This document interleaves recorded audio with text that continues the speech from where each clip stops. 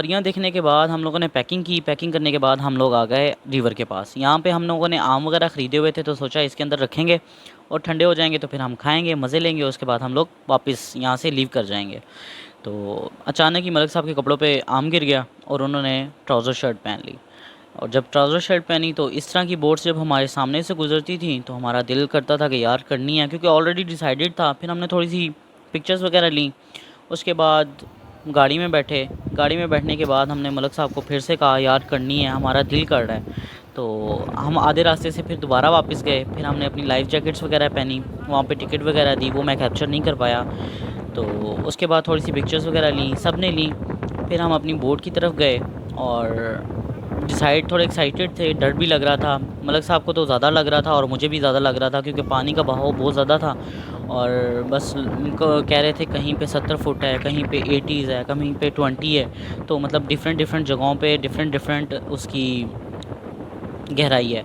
तो इस चीज़ से हमें थोड़ा सा डर लग रहा था कि अल्लाह ना करे 100 हादसे हो जाते हैं बंदे के साथ। तो फिर हमारा कोच आया, उन्होंने हम सबको बुलाया, बुला के अंदर बिठाया बारी बारी।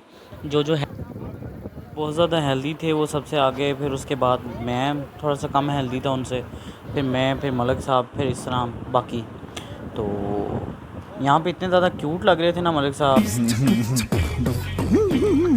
मेरा तो कोई दूसरों का तो मुझे नहीं पता था कि वो फ़र्स्ट टाइम ले रहे हैं या किस तरह ले रहे हैं। मैं तो पहली बार इस जगह पे, मतलब ये रिवर क्राफ्ट मेरा फ़र्स्ट एक्सपीरियंस था।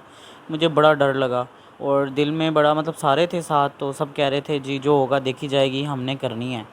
तो यहाँ पे हम लोगों ने अपनी मोबाइल्स वगैरह निकाल लिए थे ताकि हम कैप्चर कर सकें। हमारा कोच चीख रहा था कि मत करो ये सब, लेकिन हम लोग बाज आने वाले थे ही नहीं। हमने कहा यार वीडियो तो हमने बनानी है। तो बस फिर ये पानी की आप बहाव देखें कितना अपनी मौज में था पानी।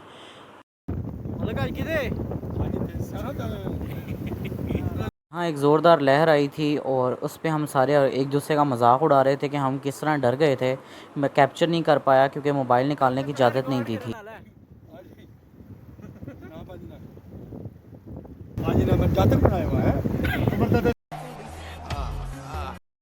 दो किलोमीटर की राइड थी और मेरे कपड़े और ये जैकेट आप देख सकते हो बिल्कुल गीली हो गई थी, क्योंकि मेरे आगे जो साहब बैठे थे वो फॉरवर्ड की जगह बैक फॉरवर्ड करते थे। खैर हम लोग सेफली पहुँचे।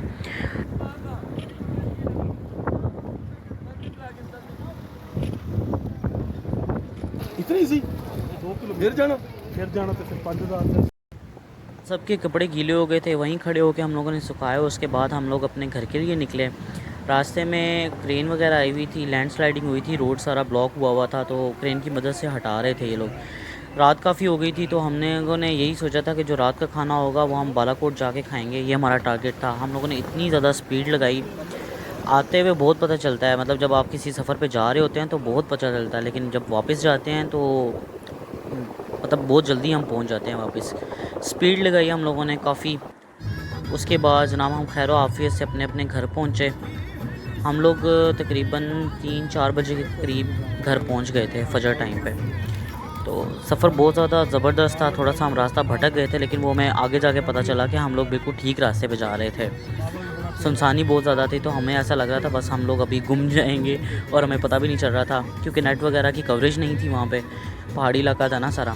तो खैर मोटरवे की तलाश में हम लोग निकले थे। हम लोगों ने कोई बीच का रास्ता लिया था, तो उस वजह से हम लोग जल्दी पहुँच गए थे वापसी। साथ मुझे दें इजाज़त, इंशाल्लाह नेक्स्ट व्लॉग में मिलते हैं। तब तक के लिए अल्लाह हाफ़िज़।